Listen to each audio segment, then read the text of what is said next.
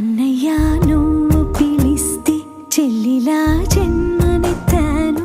హాయి హాయిగా నువ్వు నవ్వితే ఎంత ఎంత మురిసిపోతాను. అన్నయ్య నువ్వు తలిస్తే కళ్ళ ముందు వాలిపోతాను. నువ్వు పంచిన ప్రేమకెప్పుడు రుణపడిపోయే ఉంటాను.